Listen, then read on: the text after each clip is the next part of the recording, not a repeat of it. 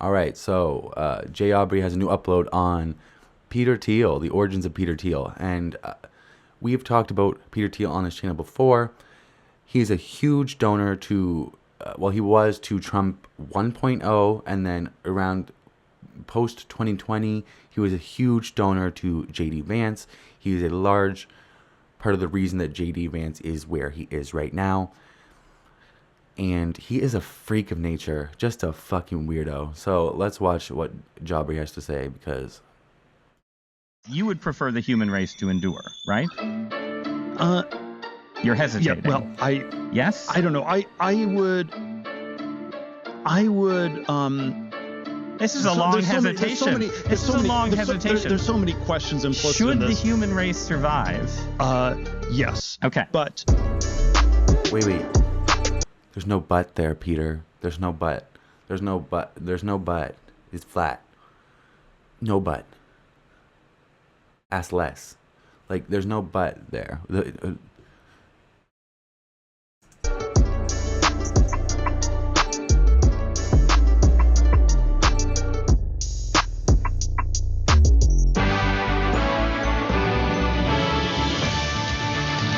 It is 8 a.m. in Salisbury, North Carolina, 7 a.m. in Chicago, 5 a.m. in Calaveras County, California. Oh, forgot to mention, also was friends with Jeffrey Epstein. Just like all the major people in power and who have a lot of money. Yeah, they're all freaks. Yeah, every single last one of them. Doesn't matter what party they support or donate to, they're all fucking freaks. I mean, if you have $1 billion as a person and you're like, that shouldn't be available. Like, you shouldn't, that shouldn't be able to happen. Like, so automatically you'd be a fucking sociopathic monster, because what makes you think that you need all of that much money? Where the news is being made on this Tuesday, September 11th. That's developing right now here in New York City. A plane has crashed into one of the twin towers of the World Trade Center. You can see it now on the screen right there.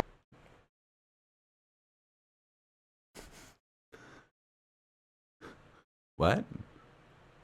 Okay, wait. What?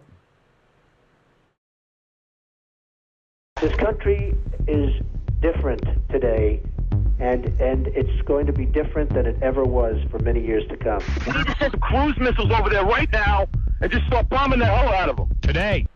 Did you know after 9/11, Trump was quoted as saying, like, now my building is going to be the tallest building in the skyline? It wasn't, but he was still bragging about it. Good old DJT. We're always worried about the innocent civilians who live around. You know what? Innocent civilians, so what? They shouldn't be living by these guys, supporting them, all that crap, okay? Good evening. American and British forces have begun attacking the Taliban in Afghanistan tonight in a wave of military strikes aimed at crippling their air defenses and wiping out their military aircraft. My fellow citizens, at this hour, American and coalition forces are in the early stages of military operations to disarm Iraq, to free its people, and to defend the world from grave danger. In July of 2004, PayPal co-founder and renowned venture capitalist Peter Thiel penned an essay critical of the Bush administration's approach to the war on terror, which was in the process of ravaging several Middle Eastern countries in what would become a decades-long reign of terror that killed and displaced millions. But Thiel didn't base his criticism on the endless death and destruction America was wreaking halfway across the world. As a matter of fact, he didn't think America was doing enough. In his essay, The Straussian Moment, Thiel declared that the brute facts of September 11th demand a re-examination of the foundation of modern politics, but complained that a direct path forward is prevented by America's constitutional machine. Because the invention of DHS, ICE, TSA, and multiple other organizations within already existing governmental agencies, that wasn't enough? Ow, okay, you're hurting me. machinery. To this day, Peter Thiel likes to sell himself as a kind of small government, freedom-loving libertarian. But for as skeptical as he is of the federal government, he's even more skeptical of democracy itself. As he put it quite bluntly in 2009, "I no longer believe that freedom and democracy are compatible." Which is literally a disgustingly stupid thing to say. Just because you're intelligent doesn't mean you're smart. Mark Zuckerberg, Sam Altman, this motherfucker, they may be intelligent, they may be book smart, but they are not smart people. I think author John Gans said it best when he wrote, "Thiel's libertarianism is about freedom, freedom for him and people like him, the entrepreneurial elite of the capitalist class." As author Jacob Silverman put it, Thiel preferred the open freedom of the unfettered market, perhaps under the dictatorship of a benevolent sovereign. After all, most libertarians don't tend to push for a robust surveillance state, as Peter Thiel advocated for in the Straussian moment, suggesting that in order to fortify the modern West, we need to work around democratic institutions in exchange for an all-encompassing surveillance network, one that operates outside the checks and balances of representative democracy as described in high school textbooks. No. Thiel suggests No. See what I was talking about with billionaires? They're all fucking freaks. Like, this is why they have billions of dollars. They're sociopaths. Like, let's... that we should consider the secret coordination of the world's intelligence services as the divisive path for a truly global Pax Americana. Unbeknownst to the general public, right as Peter Thiel was writing these words, he was working quietly behind the scenes to achieve the very reality he foretold, founding a data analytics company the previous year that would come to make up much of America's surveillance state both at home and abroad. He called it Palantir. The Trump administration has tapped Palantir, the data mining company founded by the billionaire tech investor Peter Thiel, to compile data on people in the United States for a master database, including a new $30 million contract with ICE. While even former employees sometimes struggle to explain what Palantir actually does, its ostensible function is to provide software platforms that allow their clients, mostly Fortune 500 companies and government agencies, to integrate and analyze massive quantities of data in order to discover patterns and insights that might help them with their work. Or, as Palantir co-founder and CEO Alex Karp so beautifully worded it, Palantir is here to disrupt and make the institutions we partner with the very best in the world, and when it's necessary, to scare enemies and on occasion kill them. But despite any negative connotation, it actually seems like Palantir... It takes a billionaire to talk about life, so...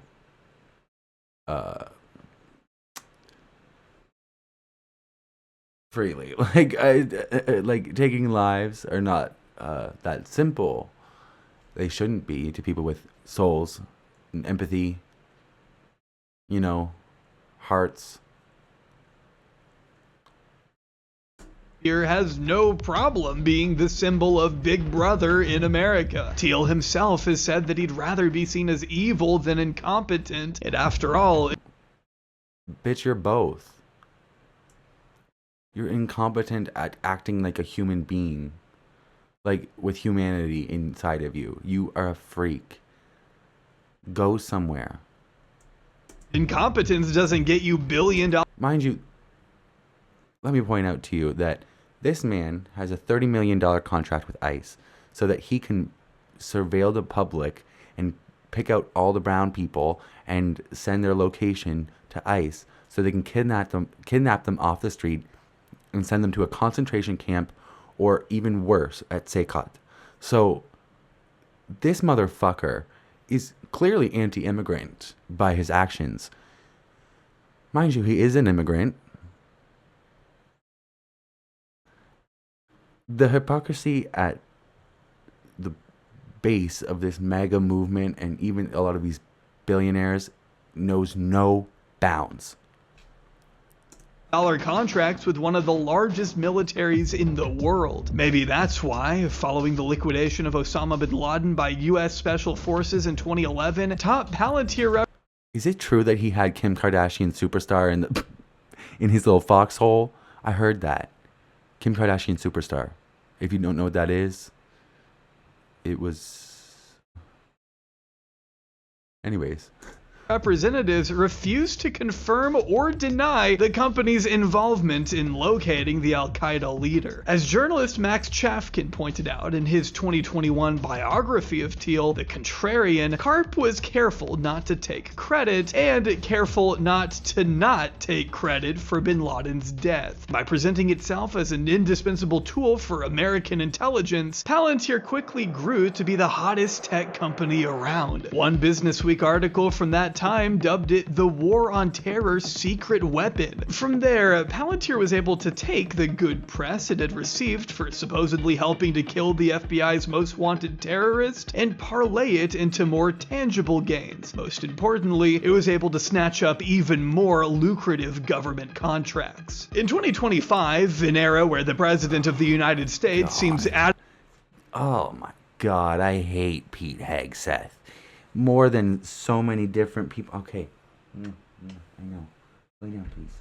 More than I hate most people. Like, Jesus fucking Christ. Adamant on centralizing as much federal authority as possible, Palantir has benefited from a number of massive deals with the Pentagon, ICE, the FBI, and of course the CIA, which happens to be one of the company's earliest investors. The biggest terrorist organization in the world. The CIA.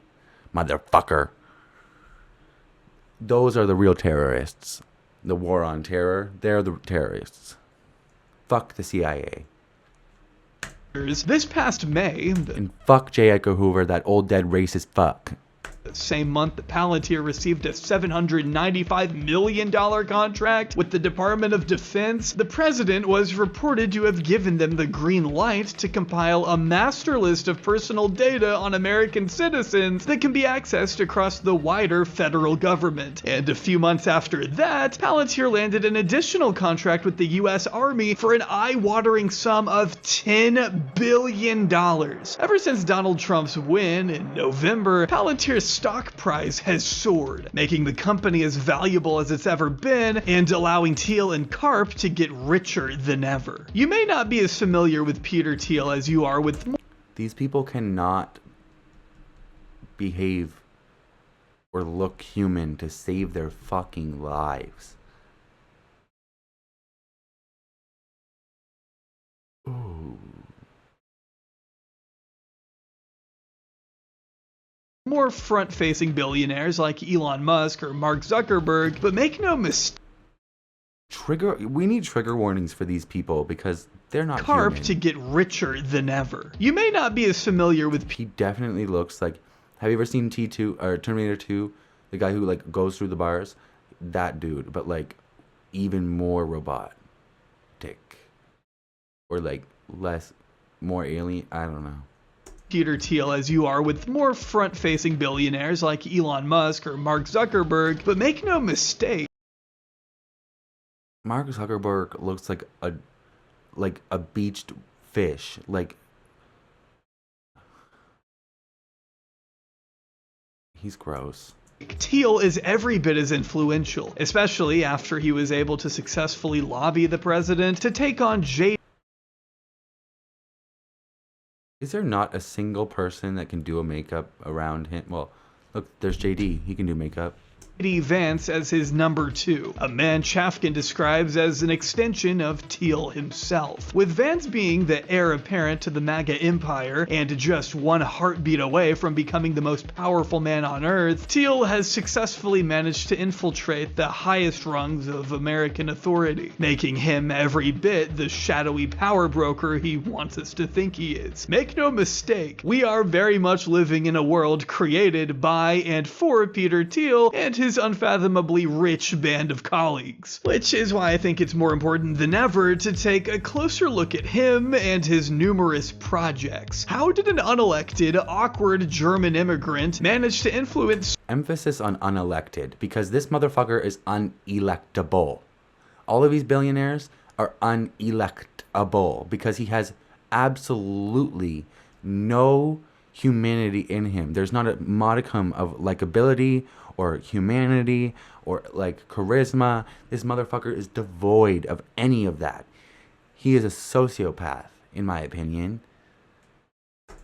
So much of America. What has he done? What is it that he wants? And how dangerous is he? Join me in answering all of these questions and more in what will be a multi-part series exploring the vast abyss that is Peter Thiel's lore. That's right, we're all getting put on a list after this one. Nope, can't click away now. Palantir already has your coordinates. Welcome, one and all, to the Thielverse. Good evening. I'm Peter Thiel. I build companies and I support people who are building new things. The billionaire venture capitalist and PayPal co-founder has a provocative theory about how the Antichrist could take over the earth and enslave humanity. If your fear is a totalitarian one-world government, yes, nothing creates a possibility of that more than the technology that, That's Crystal Ball. That's Crystal Ball. Am I a Nicki fan? Yes, I'm a Crystal Ball fan. Absolutely. Palantir is developing. Trump is closely allied with the most authoritarian figures in Silicon Valley, such as Peter Thiel, who envision a world where our habits, proclivities, opinions, and movements are minutely recorded and tracked. It's time to rebuild America. But first, I want to talk about today's sponsor. Be honest, when you hear OCD, do you think of someone who just really likes things organized? Because in reality, that stereotype is so beyond far from the truth. And since it's OCD Awareness Month, there's no better time to talk about what OCD really is. OCD is something I know a lot about because it's something I have. And I'd be lying if I said it hasn't gotten in the way of making videos in the past. It sounds insane, but there have been times where I've re-recorded lines over and over to the point that my throat hurts. Other times my OCD makes me feel like I need to re-edit perfectly fine segments, because if I don't, I've convinced myself that something horrible will happen. And that's what OCD... I actually did not know any of the... Well, I knew about OCD. People in my life who struggle with OCD. But I don't know he had it, which is cool that he's bringing a light to this. tends to do. It latches onto what you care about most and casts doubt by causing distressing, unwanted thoughts. OCD can tell you things like, if you don't edit this video just right, someone you love will get hurt. Or if you don't follow the perfect morning routine today, you'll get fired. I know it may sound ridiculous, but in the moment, these thoughts can feel so real and convincing that you try anything to get rid of the distress. But the more you try to fight obsessive thoughts, the stronger they get. For years, OCD kept stealing more of my time, my peace, and my ability to do what I love. But I didn't tell anyone what I was going through. I mean, how do you explain that editing a YouTube video feels like a life or death thing? I worried it would sound absurd if I said it out loud. But if this sounds in any way familiar to you, I want you to know that you're not crazy or alone, and you can get your life back from OCD. Believe it or not, it is highly treatable. All you need is the right kind of specialized therapy from a therapist who really understands OCD. And that's where NoCD comes in.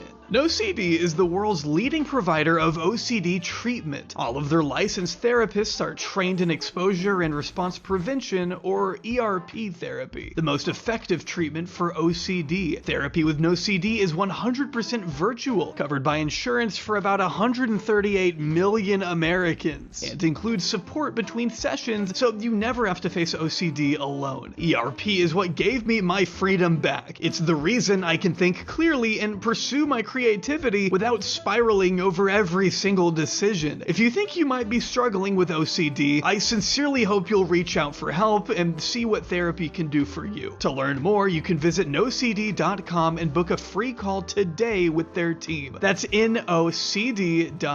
Huge thanks again to NoCD for sponsoring this video and always giving me a chance to talk about myself for a little bit. Now, back to talking about someone else.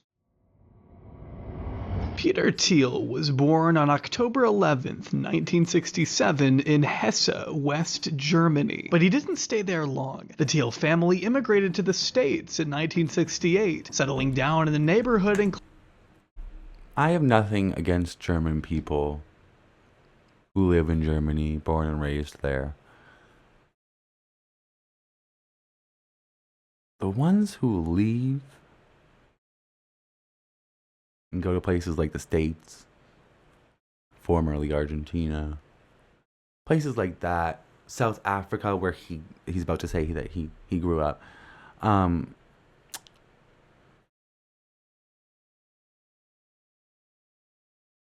They might be sympathetic to a certain cause that is not socially acceptable in Germany.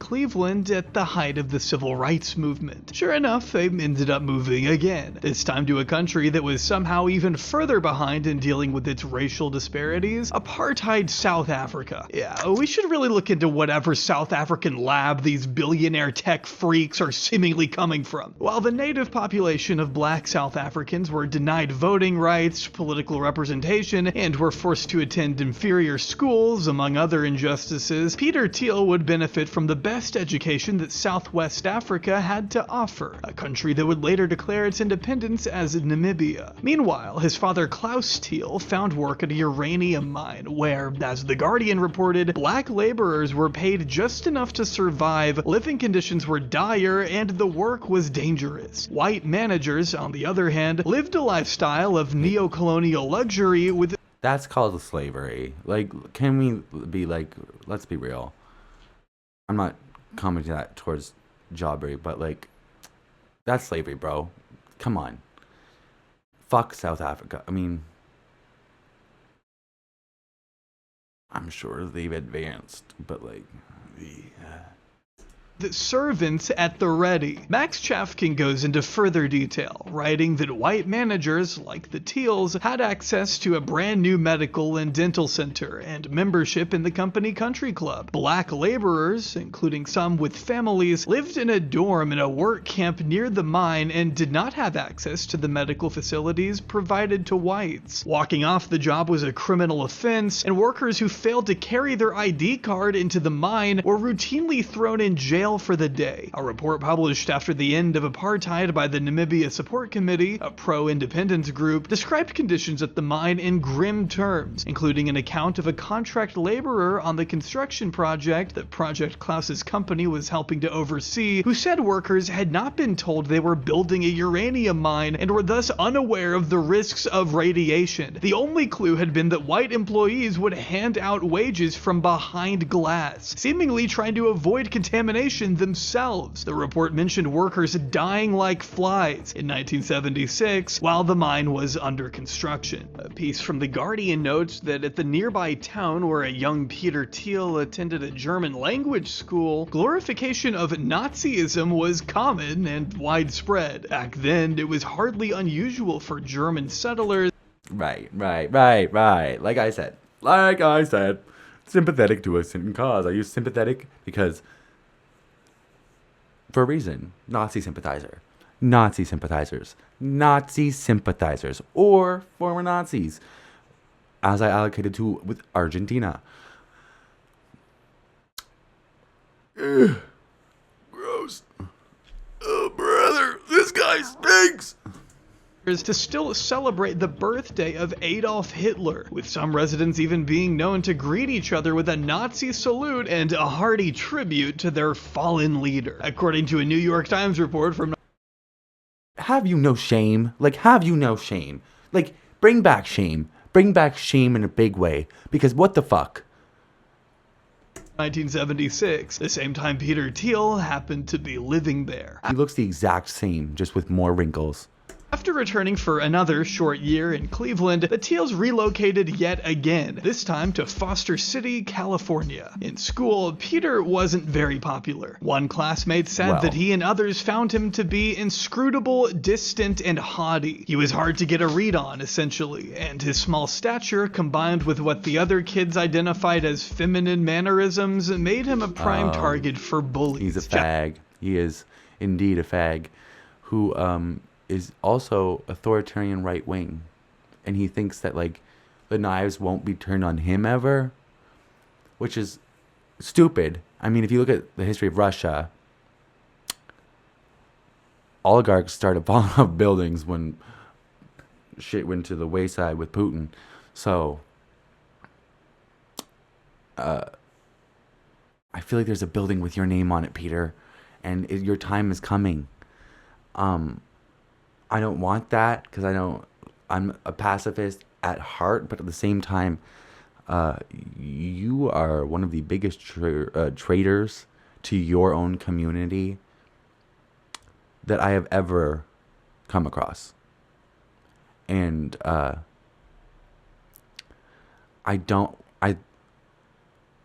it's hard for me to lack empathy for a person. But for you, I have none. Afghan writes of one incident where Thiel's classmates loaded up his yard with for sale signs, taunting him the next day with, "Peter, I hear you're moving." One of the kids admitted to the bullying many years later, telling Chafkin, "I've always thought he might have a list of people he's going to kill somewhere and that I'm on it." When Peter wasn't playing chess or obsessing over D&D and Tolkien, his senior... This was why I was always nice to weirdos. You see, this is why... Because if that motherfucker comes to school with a fucking blicky, I'm not getting fucked up because I was nice to him one day. Quotes from The Hobbit, he found solace in his schoolwork, always striving hard to get the best grades possible. As he developed physically, so did his confidence. Only his classmates didn't describe it as confidence, they preferred the word disdain, painting a picture of a young Peter walking around with an attitude that said, "Fuck you, world." Thiel found a sharper outlet for his resentments after arriving at Stanford in 1985. Though he was entirely underwhelmed when he first arrived on campus, Thiel quickly found a purpose for himself by throwing himself into the culture wars that were, at that time, erupting all across American universities. By that point, Ronald Reagan's second term was very much underway, having just mogged Walter Mondale in '84, and young conservative firebrands were feeling galvanized.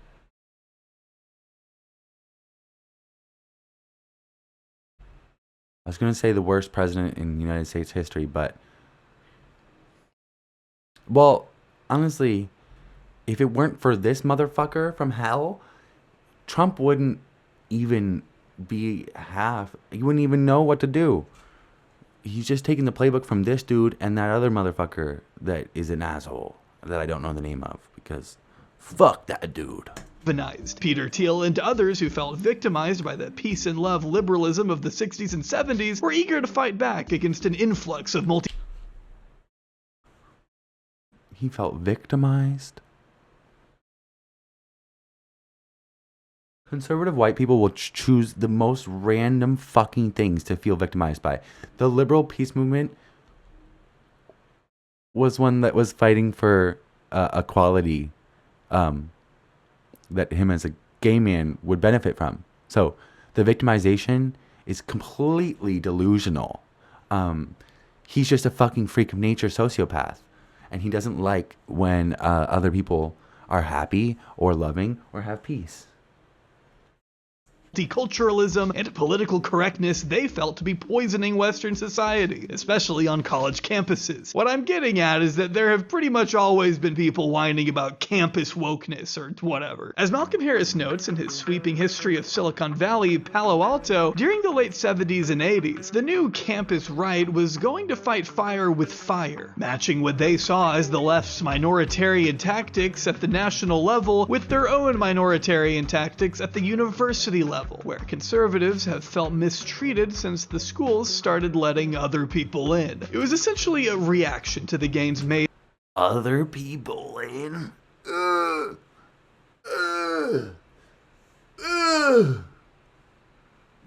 Other people?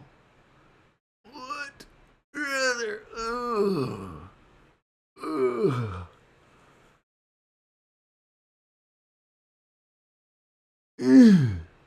Maybe I just, I'm not from America. So, well, I mean, residential schools. Yeah, 60 scoop and all that. We, especially where I'm from, there is a large, historic, proud black community. And we did not have the same level of segregation, especially that late in time. No, we did not. where I'm from, slavery was abolished by like 1800. So there's been a lot more. It was criminalized federally in like the 30s, I think. But there's just been a lot more time for people to develop generational, not wealth, but their generational, there are some black families I know that go back like 12, 13 generations just in Nova Scotia. And my family, my family doesn't even go back that far on one side. So, like, by the civil rights movement and progressive groups of the previous two. So this is like really weird. I mean, it's not weird. I mean, I've seen a lot of movies, but like, I've never really been around a racist, which is really privileged. Like, wait, that's not true at all. Been around a ton of racists, but nobody that's bold enough to come out and say it. Like, Canada is still very like the quiet, like under the surface racism that like used to exist, which is still a huge problem. But now people just come out with their full chest, say they're Nazis, and it's like, what? Anyways. 2 decades. This is when provocative right-wing student newspapers began to flourish, with Harris Listing Ann Coulter's Cornell Review, Rich Lowry's Virginia Advocate, Michelle Malkin's Oberlin Forum, and of course the infamous Dartmouth Review, run for a time by now Fox News host Laura Ingraham and now convicted fraudster Dinesh D'Souza, as Mother Jones reported that it's Dartmouth. Just saying. The city I live in is actually called Dartmouth, so it's not just the fucking university, bitch. In 2014, with D'Souza at the helm, the Review published a lighthearted interview with a former Klan leader, accompanied by a staged photo with a black person hanging from a tree, and an assault on affirmative action, which was written entirely in Ebonics. One infamous Review article went so far as to out members of Dartmouth's Gay Student Association, publishing what Mother Jones called excerpts of letters written by the group's members. As a result of this article, some members of the group had their sexual orientation disclosed to friends and family members. But chief among these fiery outlets was this. What? Ugh. Having been outed, it's not fun. It's not fun, mate. It's not fun. Stanford Review, which a young Peter Thiel founded in 1980. That was crazy. I think my mind tried to like block out the lynching thing because like it was so abhorrent, but like, okay, right, okay, and he's gay. Wasn't there an article that said he was outed as gay? Or wait. Remember how Dinesh D'Souza outed gay classmates and thought it was awesome? Oh, no. He's not gay. He just outed people. Well, he's a fucking bitch. What are you doing with a Klan member? Have you ever seen a mirror, bitch? They don't like you neither. What the fuck? Racist people of color, I need a study, at least. Because, like, it's like, where do you get off? Bitch, I don't, like, one of the biggest reasons that I am not, well, no, I mean, like, I'm a human being with empathy in my heart, so that's the biggest reason why I'm fucking not racist, but like, also at the same time, logically, not even, I mean, if you're a logical person, you know that that's fucking bullshit. Like, anyways, the thing about racism is that it's illogical. Anyways, sorry, but like, I am queer person, right? I am a queer person, right? I live on that street, but that intersects with different identities in this world. For example, there are black queer people. So we share an intersection, right? I share an intersection with black people, everybody, like people of all races, women as well, like disabled people. Like and even regardless of that, just as a human being, I care about people. I have empathy and like I have a soul, and I'm not. I think that racism is fucking disgusting. So to be a person of color and be racist is very interesting to me. It's just, oh my God. And I don't understand. Like, I really don't understand, because the structures of, like, the structures of white supremacy in America, the way that they have worked in order to, like, be effective, they've had to use these tactics upon black people that kind of, like, the feminization and demasculization of the black man is a core tenet of white supremacy, and the masculization and sexualization of the black woman. So due to that, there's been a lot of, because we've passed down the demonization of femininity, we have placed on them a lot of homophobia, and they kind of still are struggling with that. So there are socioeconomic reasons for different communities to have certain prejudices. I don't understand this one. I don't. Like, Cuban Americans, they have a lot, they were instilled with a lot of indoctrination from, once again, the CIA, worst organization in the world. They were fed a lot of lies, and I understand why some of them are right-wing or are scared of socialism or like blah blah blah blah blah blah. There's a lot of reasons. I don't understand this. I and honestly, I choose not to. Fuck him. Assault on affirmative action, which was written entirely in Ebonics. One infamous... Fuck everybody. If you have a fucking issue with fucking affirmative action, fuck you. Affirmative action does not mean that people who are unqualified are going to get the fucking job. That's not how it fucking works, dipshit. It means that you're going to have to fucking earn your fucking spot like everybody fucking else in the fucking world. Fuck you. My mother, her career, she was... She got her career through a push through affirmative action to get women included in a field dominated by men. And she's made a career, and she is now like the boss, and she's had an amazing career. And because of that, my life gradually got better over the years, more money because she did a good job.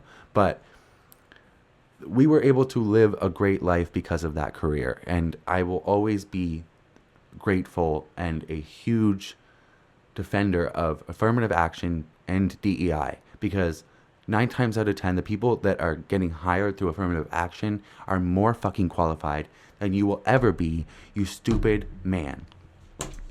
This review article went so far as to out members of Dartmouth's Gay Student Association, publishing what Mother Jones called excerpts of letters written by the group's members. As a result of this article, some members of the group had their sexual orientation disclosed to friends and family members. But chief among these fiery outlets was the Stanford Review, which a young Peter Thiel founded in 1987. Well, he technically relaunched it, despite everyone always claiming that he founded it, but Thiel did oversee its reboot as editor-in-chief until 1989, and as Harris puts it, this new iteration...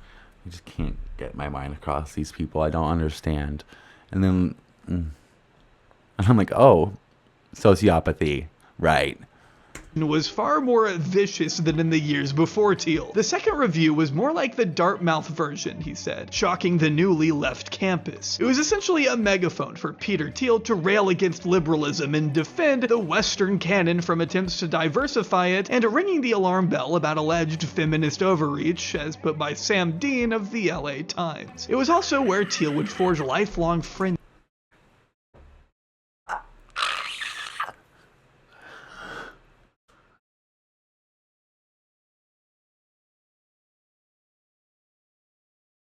Brother.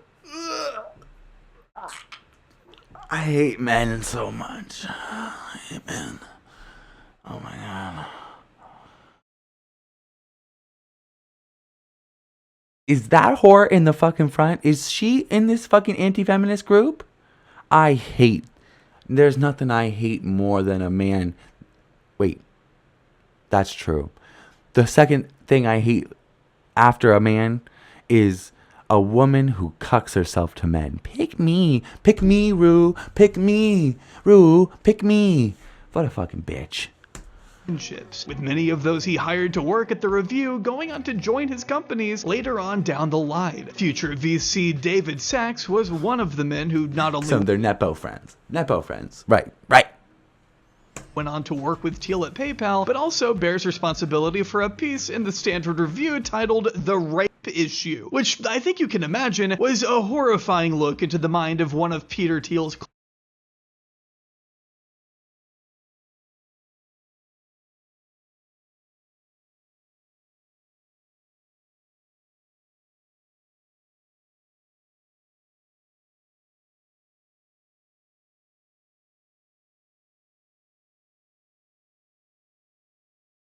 closest allies. In his 1992 article, Sachs launched into what Chafkin called an impassioned defense of the senior named Stuart Thomas, who had recently pled no contest to the statutory rape of a first-year student. As Chafkin recounted, Sachs argued that Thomas was deserving of sympathy and his diploma because statutory rape was a BS crime, a moral directive left on the books by pre-sexual revolution crustaceans, in Sachs's own words, and also because, at least according to his account, the victim had not resisted. Sachs went on to write a graphic description of the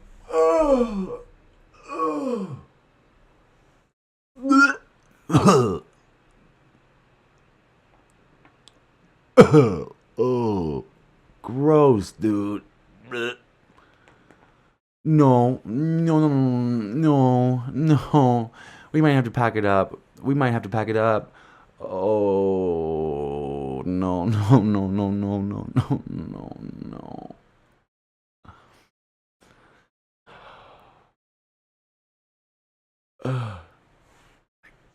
God. I'm gonna have to take I'm gonna take a shower anyways, but there's gonna be 2 reasons I'm gonna take a shower after this. What the fuck? encounter, noting that the 17-year-old victim, quote, still had the physical coordination to perform oral sex. Nobody above the age of 25 should talk about it. 25? Nobody above the age of... Nobody should be talking about a 17-year-old like that. Please, no. The physical coordination? What does that mean? No.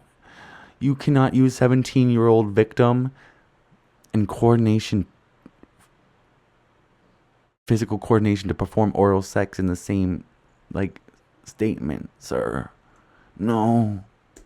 David Sachs also co-wrote a book with Thiel a few years later, which they titled The Diversity Myth. It was essentially a rip on a similar book D'Souza had put out, which was trying to copy a similar book by William F. Buckley, neither of which managed to have the same prominence as Buckley's did. It's also a book that both Thiel and Sachs have since had to apologize for, after it was found that Thiel had written off date rape as women having belated regret, concluding that, quote,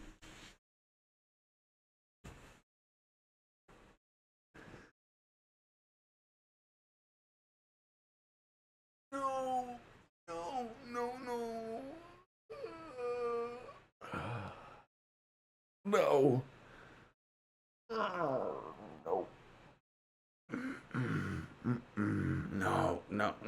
No. No.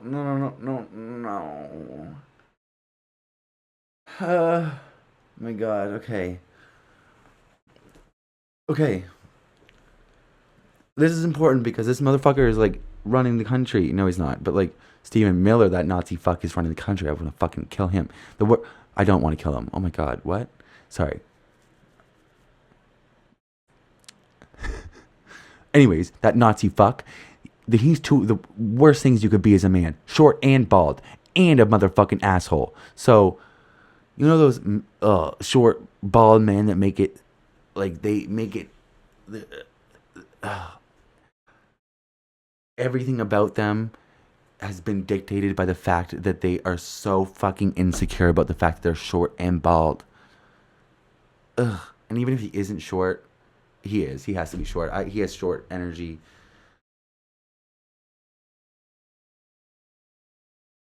Quote, since a multicultural rape charge may indicate nothing more than belated regret, a woman might realize, in quotes, that she had been raped, also in quotes, the next day or even many days later.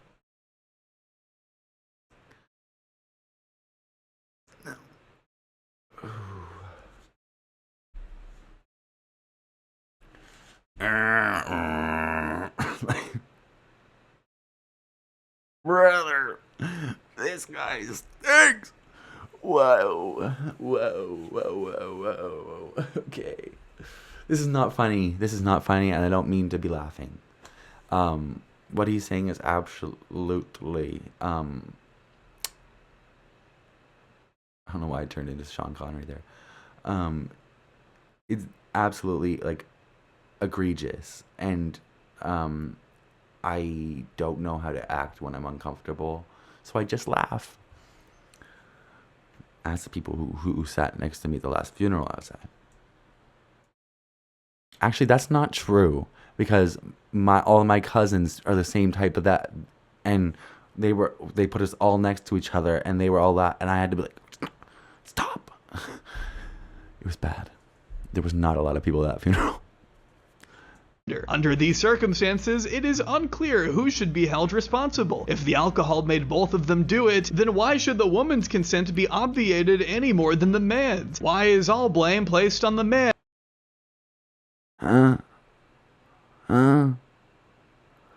That's not... Okay.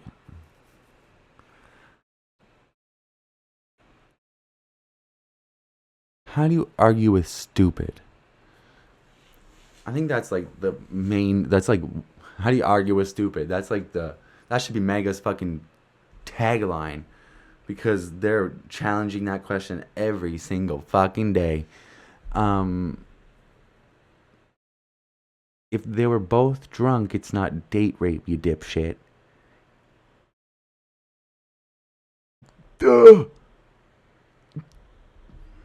Obviously, it's not... I mean, people get drunk. Things happen. I mean, like, I'm not going to judge two consenting adults who are both under the influence. Like, I don't know. I don't really do that with drinking and all of that. That's like a straight person thing. I don't need that to... Anyways...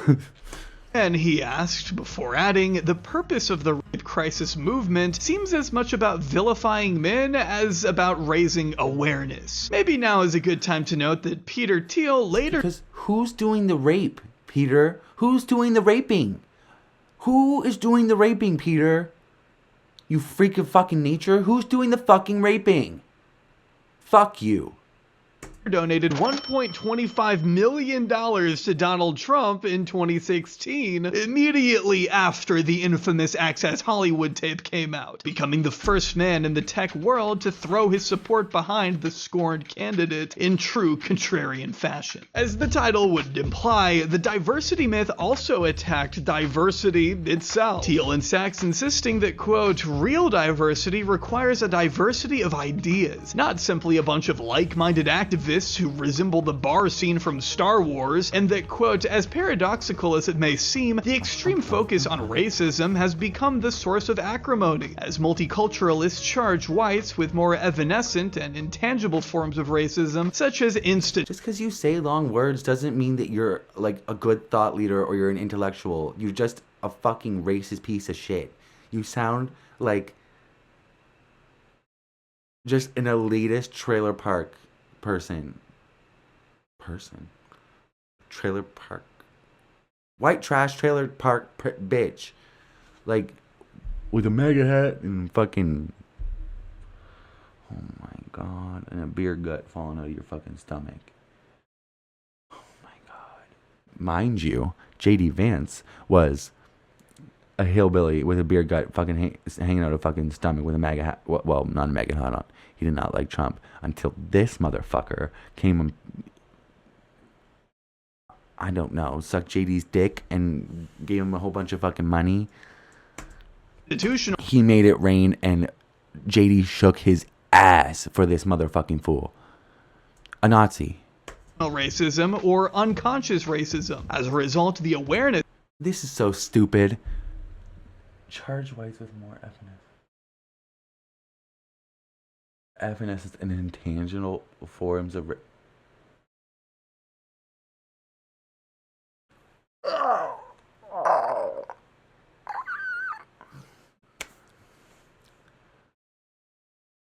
The fact that they've had to create different... The fact that they've had to create different classifications of racism is because you people will not understand that it's wrong. They have to keep on coming up with different ways to tell you that your actions are wrong because you're racist as fuck.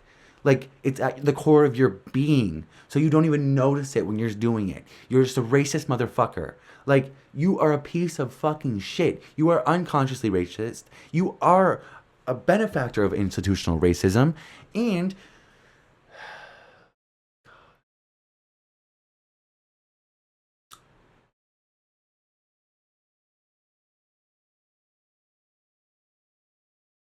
Never mind. Of racism, once the main hope for ending racial division, today has become a major cause of debate and friction. Perhaps now is also a good... Because you still say stupid fucking shit like this. You're on some dumb fucking shit and you're like, oh, it's the cause of division. Bitch, you're fucking hateful. You have no soul. Time to let everyone know that 2 of his Stanford colleagues told Max Chafkin that Peter Thiel had told them that apartheid works and was economically sound. Yet in the diversity myth, Sachs and Thiel declare, quote, there are almost no real racists in America's younger generation. As mentioned, Thiel did apologize in 2016, but at a Stanford Review event the next year, he reportedly told a student editor that the apology had all been for show, Chafkin writes. Sometimes you have to tell them what they want to hear, he supposedly said. And if you're wondering what happened to David Sachs, well, he was just officially appointed a White House AI and crypto czar by Donald Trump, a role that is totally real and not made up in the slightest. Another fun little moment from Sachs and Thiel's wonderful book is the defense of a... I feel like J Aubrey's beating me up. What the fuck? Oh... fellow law student named Keith Raboy, who also happened to contribute to the Stanford Review and was another friend of Thiel's. One night on campus, Raboy and 2 other students were heard screaming homophobic slurs in front of the house of an instructor, shouting F-slur, hope you die of AIDS, can't wait until you die F-slur, though he later admitted the tirade was not very intellectual or profound. At the time, Raboy thought he was acting within the bounds of his legal right to free speech.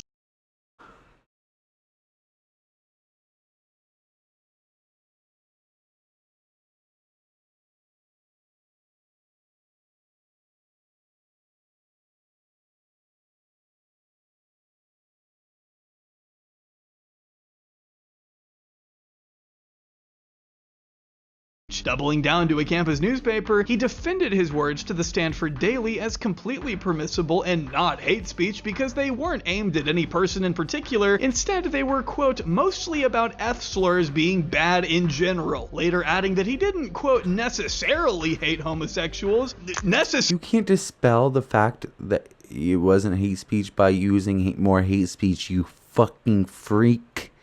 What the fuck? You are a weirdo. A weirdo.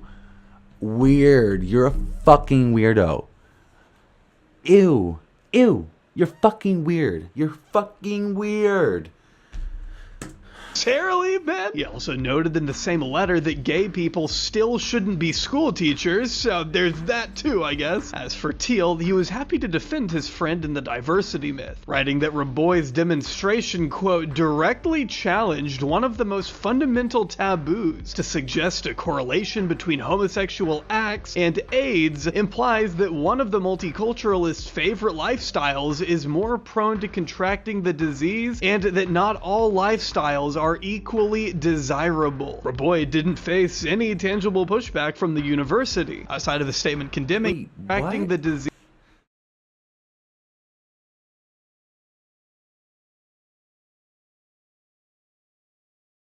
People will say the dumbest fucking shit with intellectual words and think they're the genius.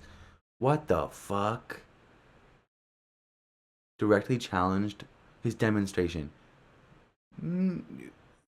Screaming slurs and hate speech throughout a campus is not a demonstration. It's just being a piece of it's just being a dick. You're just like, did you want the attention? Did it feel good? You sure love the attention.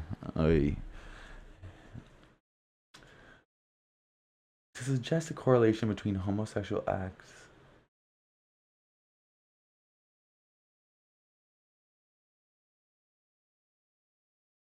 One of the multiculturalists.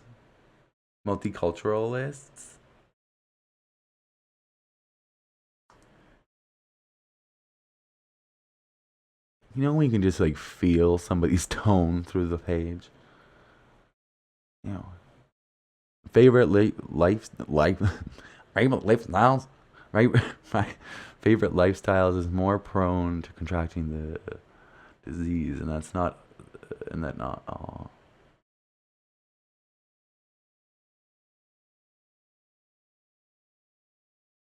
Listen, bitch. Fuck you. We didn't have education in a time where we also liked drugs, okay? So save me with the bullshit. If our parents didn't treat us like fucking shit, maybe we wouldn't fucking turn to drugs and homelessness. Like, fuck you. And it goes to show now, 25 fucking years later, 2025, it is so not 2015. Oh my god, it feels like we've regressed.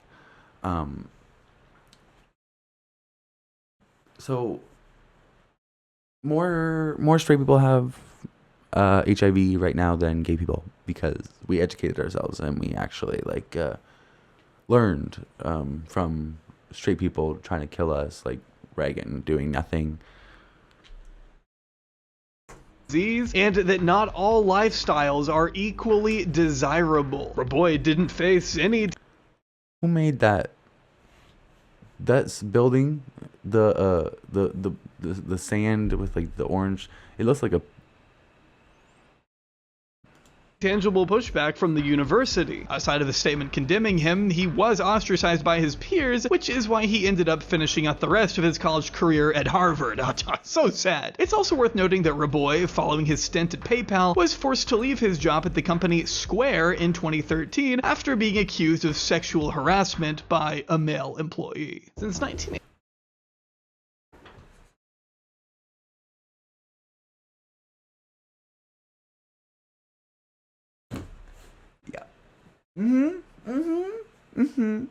Because you're a dirty little faggot too. Just like fucking Peter Thiel is a secret closet fucking faggot too when he wrote that. Because he's a fucking out and proud faggot now. He's not proud about being a fag, but he's just out and proud about being a Nazi, I guess, and the Antichrist. He's worried about the Antichrist. Meanwhile, that motherfucker is the Antichrist. If I had to pick one motherfucking person on this motherfucking earth that was the fucking Antichrist, it would be him.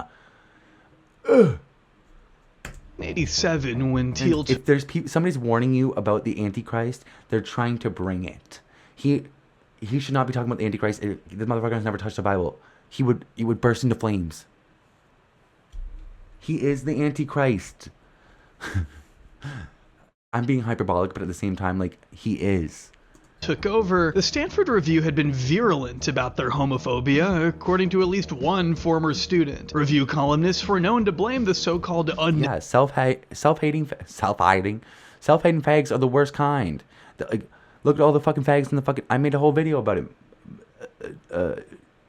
What's it called? I don't know. Being MAGA and gay should be an oxymoron.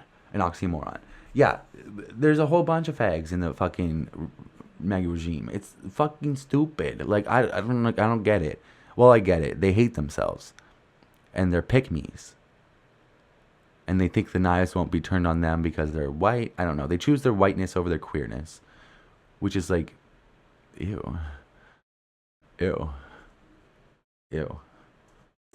Natural promiscuity of gay men on the spread of AIDS, for instance. Men who supposedly, quote, yielded to temptation so many times that the fires of lust burn within them, making it indeed difficult for them to control themselves. As Chafkin acknowledges, it would be tempting to psychologize the homophobia spewed by Thiel and other closeted writers working at the Review, and Chafkin admits that some who knew Thiel, a gay man who was still closeted at this time, have chalked it up to a manifestation of self-hatred. But he also... That doesn't make it okay, though. So many people will come out and be like, oh my god, I just hated myself. Like oh... And people will just like accept it and be like, oh, you just like hated yourself. That doesn't excuse your actions, honey. There's millions and millions of gay people have existed, not in the closet. Like, people have existed, millions and millions of gay men have existed in the closet and not turned around and made other people's lives hell. So I don't care that you found yourself. You came out of the closet and now you're proud. I don't give a fuck. What you did was evil. This goes for any fucking faggot who comes out of like conversion. If you used to work at a conversion camp and now you're out and proud, fuck you. Fuck you. Your hatred of yourself was so visceral that you had to go and make other people's lives hell.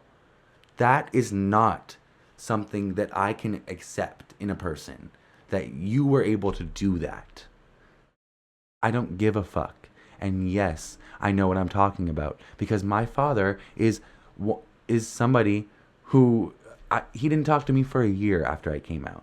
So, and I haven't talked to that motherfucker in 6 fucking years. So, I get it. Listen, I understand growing up, and I understand. Listen, every single fucking gay man understands it. We all grew up in a fucking patriarchal system, but that does not make your actions okay. Just because you accept yourself and move on and like stop doesn't mean that you didn't cause a lot of harm. Like, I understand that straight people are like, oh, it explains it, and they don't really understand the intricacies of how vile your actions truly are, because they haven't experienced that self-hatred, but I have. And it does not excuse any of your actions. And you should have to answer for them. Also says it's important to consider that what Thiel preached, and what he wrote about specifically in the diversity myth, might just have easily been a product of Thiel's single-minded desire to achieve something. He wanted to make a name for himself as someone who went against the status quo, and it's hard to deny that it worked out. You know when you see somebody fucking walk and you can just like, it's like, oh wow, their ego is carried like on them, and they carry it with them when they walk. Jesus fuck. For him, at least for a little while, since his Stanford Review antics caught the attention of then Secretary of Education William Bennett, who visited campus at Thiel's request and even gave him a job as a speechwriter after graduation. But Thiel's immediate post-Stanford... That Nazi fuck! He's so fucking bigoted, he can't even make actual, like, sensical points. Like, well, obviously, I mean, like, the thing about racism is that it's, like, patently unsensical. Yeah, anyways.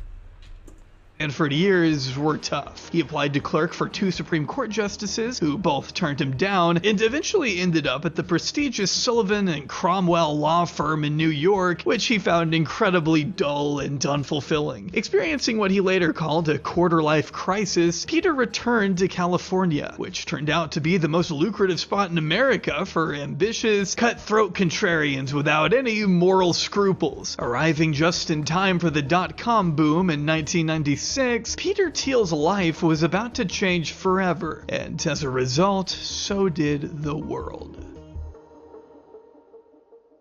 Max Levchin was just 23 years old when he moved to Palo Alto. Having sought political asylum from Ukraine at 16, Levchin taught himself English by watching the American sitcom Different Strokes and learned how to code using nothing but pen and paper. He also wasn't the only aspiring tech entrepreneur from the University of Illinois to seek fame and fortune in the Golden State. In fact, his fellow graduate Mark Andreessen had just made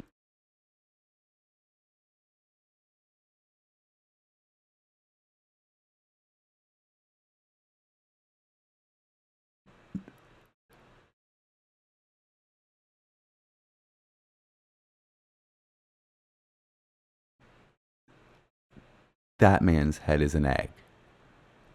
the same move to found Netscape in 1993. In a nutshell, Netscape was an early browser that made the web more... His fellow graduate... You know, have you ever seen a baby when it comes out of the womb and they had to, like, suck it out with that, like, vacuum thing in their head because the baby's bones aren't really, like, super solid at first. So, like, their head kind of, like, looks like that. Graduate Mark Andreessen had just made the same move to found Netscape in 1993. In a nutshell, Netscape was an early browser that made the web more accessible to regular people, opening up the potential for rapid commercialization of the internet. The company's IPO in 1994 landed Andreessen on the cover of Time magazine. Dogs... Where your shoes at? Where your shoes at? Out and all, apparently. But by rocketing up to a $2 billion market cap, the rapid success of Netscape had ignited the dot-com bubble and proven to investors just how lucrative the internet could be. Having just scraped together $1 million from friends and family to create a venture capital fund of his own, Peter Thiel was on the hunt for the next new Netscape. He would find it in Levchin. If you're my age or younger, you probably don't know what the fuck a Palm Pilot is, and truthfully, I didn't know what it was either. I do, because I love early 2000s movies. Until researching this video, but if you were a tech nerd in the late 90s, you'd know it to be a pioneering handheld computer that paved the way for modern smartphones in some ways. Though they may have been clunky and kind of slow, they did allow users to manage calendars, to-do lists, and even send messages to one another. Didn't they steal one from Tim Curry and Charlie's Angels 2? Sorry. As long as you were in the same room, and the person also had a Palm Pilot, which most people outside the Valley did not. Levchin, who had become a pretty skilled... Is that what Kelly Rowland wrote on? Is that what had the Excel? Cryptography. She texted on Excel. Was looking to program a security feature onto the devices, which would make Palm Pilots useful to businesses. He had been staying with a friend in the Bay Area when he wandered into a seminar being given by a graduate student at Stanford in 1998. Being one of about 6 people in attendance, Levchin was able to easily score a meeting with the speaker, Peter Thiel, who soon pledged $250,000 investment in Levchin's startup. It was here that the two men, along with their mutual friend Luke Nosek, founded FieldLink, which would eventually be named Confinity. Confinity, in the words of Malcolm Harris, was a mobile encryption software firm for business that allowed workers to communicate securely from the field before shifting their focus to God, that's boring. Wow. the transfer of digital payments. They called this money transferring feature PayPal. From there, Confinity managed to raise millions of dollars from Nokia Ventures and Deutsche Bank. You may remember Deutsche Bank for the $75 million settlement it paid to numerous victims of Jeffrey Epstein in 2023 after being accused of facilitating and profiting from his multinational segment. Right. Okay, cool. Trafficking ring. Wish I could say that's the last time Epstein's name will appear in this saga. As Harris notes, Confinity was ahead of its time, seeing that few people had Palm Pilots, and even fewer had a bunch of Palm Pilot friends with whom they regularly exchanged money. On top of that, Confinity was far from the only digital payments company in town. In fact, it wasn't even the only digital payments company in its own building. Brooding right across the hall from Confinity's office was another South African immigrant, a man similarly determined to shape the world in his image, a man you're no doubt very familiar with. Elon, ugliest fucking image of Is that where that picture's from? Is that the entire picture?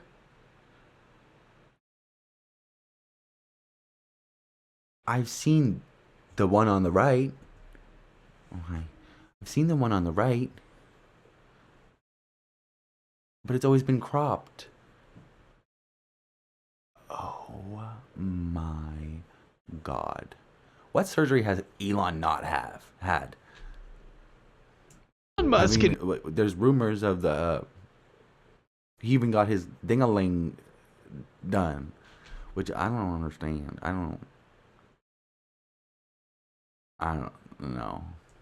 Peter Thiel have always had what I would describe as a complicated relationship. Over the past 25 years, they've alternated between being good friends and bitter rivals, though despite it all, their interests have remained fairly aligned. During the late 90s, Thiel's Confinity was locked in a heated competition with Elon's X.com. No, not that one. Both startups were effectively trying to do the same thing, allow digital encrypted payments to be carried out over the internet. Some have more or less joked that Confinity was stealing X's plan.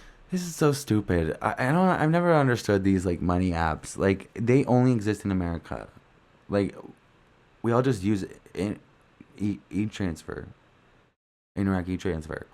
It's just like built into everybody's bank app. Goes through email or text.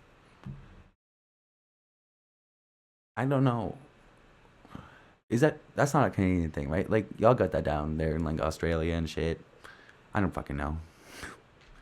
Right from the dumpster out back, a theory that I may be inclined to believe if it didn't give Elon Musk a lot more credit than he deserved. Thiel always had a grander vision for PayPal, one that surpassed the modern application we all know it to be today. In The Contrarian, Max Chafkin wrote that Thiel didn't just want to build a payments app, he wanted to fundamentally alter the way we spend money by developing a financial system that existed outside government control. During the Asian, Russian, and Latin American financial crises, citizens worried about hyperinflation hadn't been able to move their money into dollars and put it into foreign bank accounts. Chafkin explains, with PayPal, all they needed to do was ask to be paid on their Palm Pilots, which could be turned into a pocket-sized Swiss bank account. If it took off, it would make it impossible for governments to regulate their economies, leading to, he boasted to one reporter, the erosion of the nation state. More on that little dream later, trust me. Chafkin goes on to underline that if you followed Thiel's logic, it would make it impossible for governments to stop black market transactions, which tend to involve weapon sales, drug trades, hitmen, and CSAM, among other illicit materials. By that same token, Elon Musk was trying to achieve something similarly revolutionary with X.com. His biographer Walter Isaacson wrote that the original X was meant to be a one-stop everything store for all financial needs, banking, digital purchasing, purchases, checking, credit cards, investments, and loans. In fact, it seems Elon is still trying to make this vision a reality with the way he's absolutely obliterated Twitter. But the ability to transfer payments via email was an especially promising venture in 1998, one that both Elon Musk and Peter Thiel hoped to capitalize on by courting users of the e-commerce platform eBay. They both basically wanted the same thing, for people to use their app to send money on eBay, so they finally decided to set aside their differences and make things a little easier for each other by joining forces. As Malcolm Harris put it, Confinity and X.com raised tens of millions of dollars each, but they were pissing it away on referrals, bribing users in cash to sign up and again to rope other people in. Under monopolizing pressure, the payments firms fused rather than compete the other to death, which is how we got the first ever photo shoot you can smell. Elon Musk and Peter Thiel became official business partners in March 2000, with the former being crowned CEO and the latter being named Executive Vice President of Finances. Max Levchin was named CTO, and Bill Harris, who had worked for Musk at X.com, also shared CEO duties with Musk. But with so many big egos wrestling for control, it understandably a bunch of scary lames, like,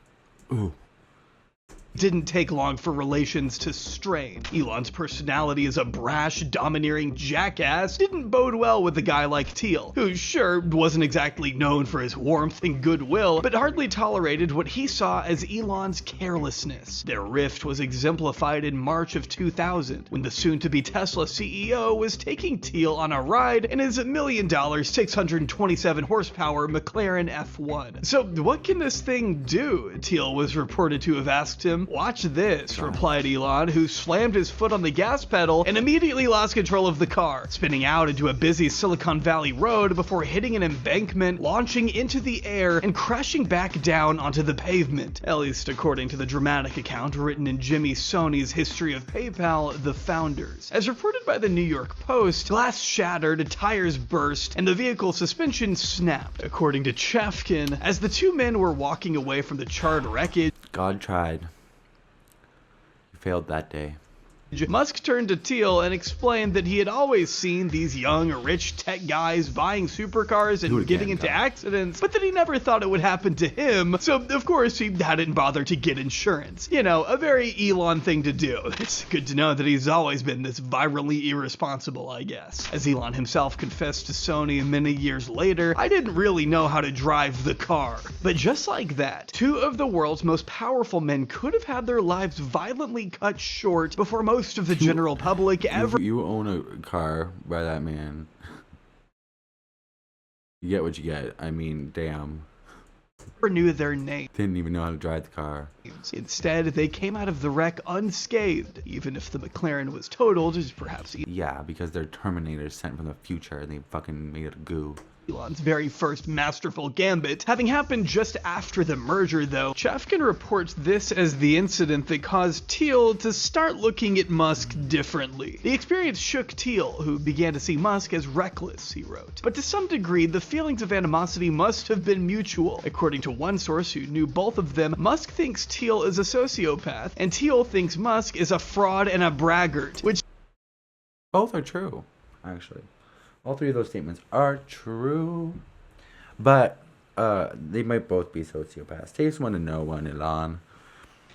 I think is a rare instance of these two actually both being right about something. For all intents and purposes, though, it did seem like Thiel was the better room reader of the two, considering the way he just stopped showing up for meetings at the same time the dot-com bubble was about to burst. When news broke that Microsoft may have violated U.S. antitrust laws, panic erupted throughout the valley amidst... And guess what happened to Bill Gates? Absolutely fucking nothing. He got more money. Same thing with the subprime mortgage crisis. Guess what the CEOs that were responsible for that got? Raises. Bailouts and raises. Bailouts from the government and raises. Yep. You crash the economy for the whole fucking Western hemisphere. I can't fucking talk like you crash the whole fucking hemisphere, the Western hemisphere's economy. Well, that's okay. We're going to bail you out. Yeah, brother, we're gonna get you. Yep. Fears that the company might get broken up, and as a result, the NASDAQ plummeted. Before long, some of the biggest .coms had run out of money, but Thiel saw the writing on the wall and did what he did best. I have that shirt. I'm gonna burn it. He hedged. In May, he sent an email to PayPal staff announcing his resignation as executive vice president. But this didn't mean his influence was over at PayPal. In fact, it was just beginning. Just like his days at the chess club at Stanford, this was yet another example of Peter playing the long game. With Thiel's resignation, Elon Musk was chiefly responsible for navigating the future of the company that was running out of money. But in fact, Elon was in even more trouble than he may have realized. His co-CEO, who he had brought over from X, Bill Harris, had left the same month Thiel had, making Musk more vulnerable than ever. Thiel had abandoned his post, sure, but he had also been careful to install That was a co-op. his men from the Stanford Review in executive positions of their own. In the words of Chafkin, Thiel had laid a sort of trap for Musk. Though Musk got to be CEO, most of Thiel's deputies, including Reid Hoffman, Max Levchin, and David Sachs, filled the executive ranks. X's former executives were marginalized, and Musk was surrounded by a team that was more loyal to Thiel than him. What is this, Game of Thrones? The fuck? Like, what? It's just, like, it's, God, it's not that deep, like. Trouble was brewing at the PayPal headquarters, or I guess the PayPalByX.com headquarters, as Elon insisted on calling it. Much like today, Elon Musk was very much obsessed with the letter X for some reason, going so far as to demand it replace PayPal's branding, which was already quickly becoming iconic. I mentioned this in my first video on Elon, but it's so funny to me that it bears repeating. One of the reasons PayPal was never fully renamed X.com is because focus groups found the name to be too pornographic, a criticism that Elon has never seemed to listen to. In fact, in light of a study commissioned Well, I mean, most people just use it for that now too, so. by Thiel that showed the PayPal brand being wildly more valuable than X.com's, Elon became outraged and ordered the PayPal brand to be stripped from the website, which was a bridge too far for those who saw PayPal as the future. On top of branding and personality differences, Thiel's men were also finding Elon to be a little too indifferent when Personality disorders. came to reducing the massive amounts of fraud that was plaguing PayPal at the time. According to Walter Isaacson, Levchin was constantly ringing the alarm bell to Musk, writing long memos outlining how fraud was threatening to bankrupt the company. But such concerns were usually just brushed off. Even after Levchin introduced the pioneering CAPTCHA feature, I mean, this is also true. I mean, now it's not fraud, it's just people dying from his auto-driving feature. that's still used across the internet to this day, Elon seemingly couldn't care less, which was all pushing Levchin to the edge. He threatened to walk later that year, but his close colleagues wanted him to stay and fight. According to Isaacson, by September of 2000, Levchin, Thiel, Nozick, Hoffman, and David Sachs had all decided it was time to dethrone Elon Musk. Meanwhile, Elon had never gotten the chance to take his first wife,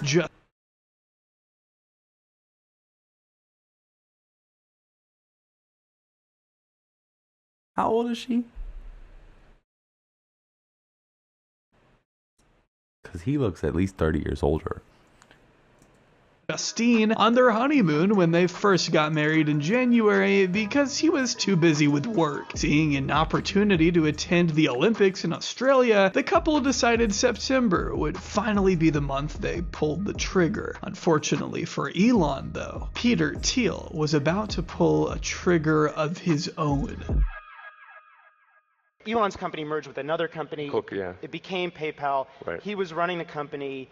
He went on an investment raising trip, and when he got back, what happened? Well, yeah, so... As Isaacson depicted it, as soon as he left, Levchin telephoned Thiel and asked if he would come back as CEO. When Thiel said yes, the rebel group agreed to join hands and confront the board, enlisting other employees to sign a petition supporting their cause. After presenting their plan to Sequoia Capital, the VC powerhouse keeping the lights on at PayPal, the chairman, Michael Moritz, relented, afraid of losing Thiel and Levchin. The pressure had worked. The coup was successful, and Elon lost his grip on power before his plane had even landed in Australia. As expected, he was beside himself. He immediately called up Moritz to decry the plot he called heinous. This is what I'm talking about. Didn't Mark Zuckerberg do this same thing, basically? Not the same exact thing, but like, these people are vile weirdos. Like, there's no, like, you got, yeah. And even flew back to the Valley as soon as he could to plead his case in person. It didn't work. Peter Thiel was the new CEO of PayPal and would oversee its eventual sale to eBay in 2002 for a sum of about $1.5 billion. Though Elon did hold on to his shares and still walked away with almost $200 million from the purchase, he and the rest of the PayPal Mafia, which is what Thiel and the other founders like to call themselves, okay, that's not me saying it, would remain on rocky terms for a little while after. He told Fortune magazine in 2007 that Peter, Max, and I are not directly aligned philosophically. Peter's philosophy is pretty odd. It's not normal. He's a contrarian from an investing standpoint and thinks a lot about the singularity. I'm much less excited about that. I'm pro-human. Yeah, I think we all know how pro-human Elon Musk is these days. I mean, he's had about 34 fucking children, so maybe he is. Like, I don't fucking know. The PayPal coup was a prime example of Peter Thiel willing to go behind the backs of his former colleagues and execute whatever heinous deed necessary. His contrarian way of investing was also, like, have you never developed a personal relationship with anybody, Peter? Other than JD Vance's penis. I just don't understand. Lead to him making some pretty monumental decisions over the next few years. In an attempt to somewhat patch things up, Elon had asked Thiel to invest in a brand new electric car company he had just acquired. But because Thiel didn't believe in climate change, Elon charged, he missed out on what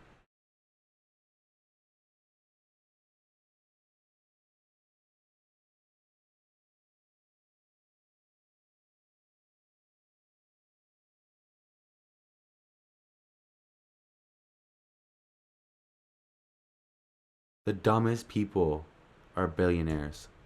The dumbest fucking people. Wow. Wow.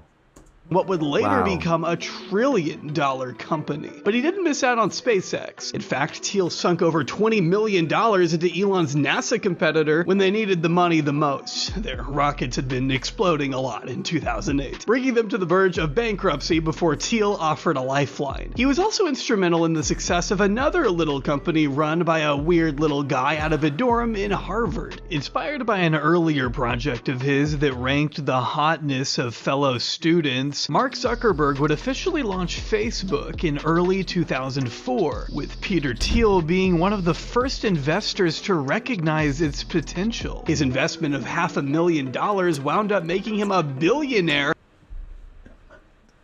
What? What?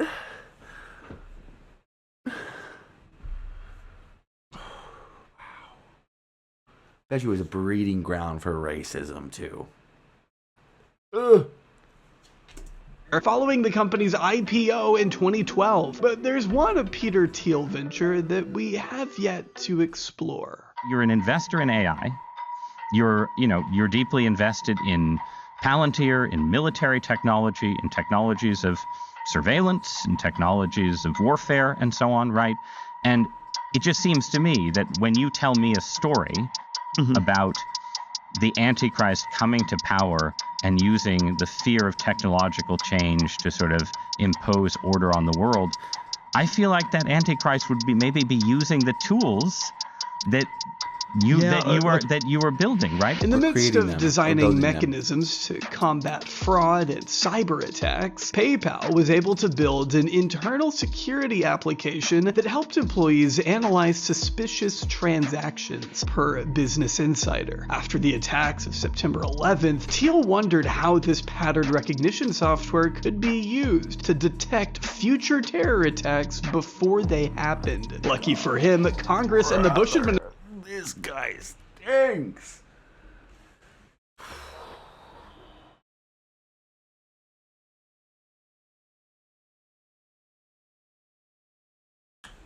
I grew up during the War on Terror. I was born in 2000. My entire life has been loomed over by an event that I was not privy to. I have no idea what you're talking about. I do know what you're talking about because I've read about it, but that's the only way I can understand 9/11, right? But I have seen the after effects, and I have seen the destruction of countries, the lies that elected officials have told. And I've seen, all I've ever seen of it is destruction and death and nothing good. So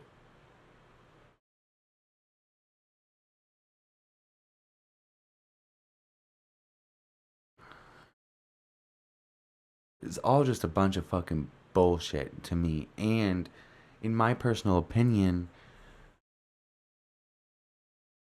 well, in my experience, I feel as though a lot of times terrorists are defined in the eyes of the oppressor. When we talk about 9/11, when it's people talk about it as though it was unprovoked. It wasn't.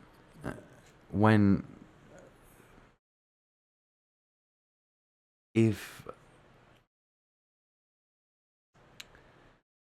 a military attacks, if a military force attacks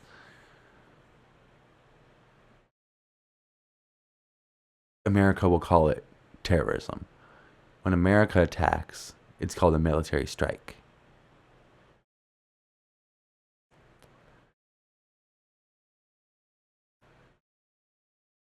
These definitions are often placed on people who share a different background and usually different skin color. And it's just a whole lot of hatred repackaged in a convenient term that is very broad, and can be placed without a lot of thought to it, in my opinion. Just saying. Administration had just recklessly passed into law the Patriot Act, which gave the U.S. government the legal authority to, as Max Chefkin put it, amass enormous troves of data, phone and electronic records from suspected terrorists, and, as it would turn out, American citizens. As we saw in his essay at the beginning of this video, Thiel shared this vision. According to Chefkin, Thiel's idea, as he explained it to early employees and potential partners, was to mine the government's near endless trove of data, including financial and cell phone records, and use network analysis to find terrorists. The obvious ways that this practice was problematic from a civil rights perspective were not mentioned. In fact, it was assumed that this would violate pre-9/11 norms, but that would be totally fine in a post-9/11.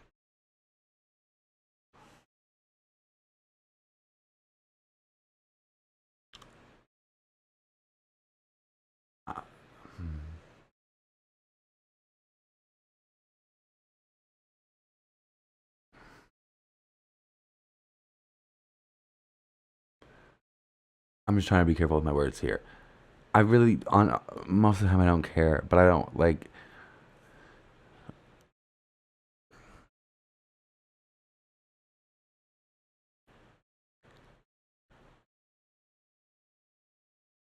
Americans don't really understand how propagandized they are about 9/11 and have been for 24 years now.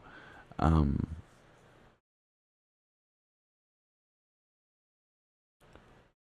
saw a video recently, and it was somebody talking about,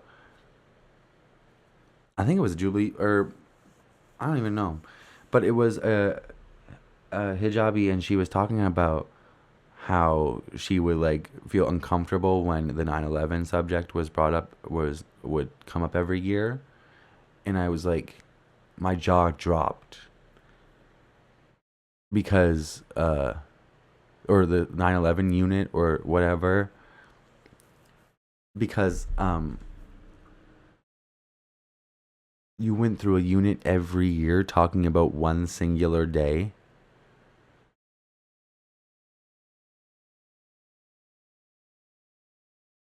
No wonder there's a large part of your population that doesn't believe the Holocaust happened. Like, yeah, we learned, like, yes, we talked about it for like an hour. Like, it's not that that much things did not happen. Like, only like 2,000 people died. 6 million Jewish people died in the Holocaust, and that's not even counting all the other minorities that were, or not minority. Well, the minority, they were minority populations in Germany at the time, and other countries. But oh my God, it's just like damn, you guys couldn't move on. Like, damn,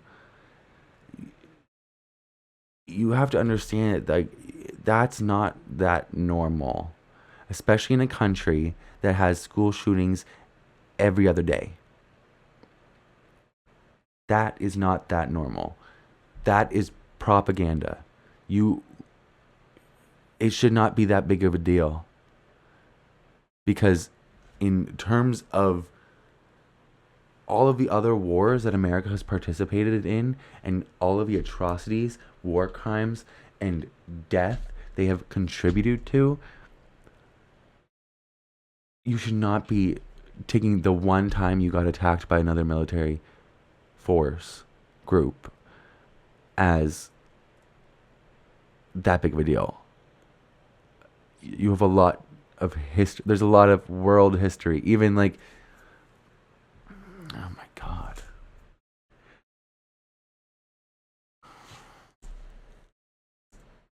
World. Thiel was reported to have said in this meeting that obviously what happened on September 11th, 2001 was absolutely fucking abhorrent. And I don't wish that to happen. But the conversations that Americans have around it is like, you have to walk on fucking eggshell, walk on fucking glass around that fucking topic, because God forbid you criticize anybody but the perpetrators. Like,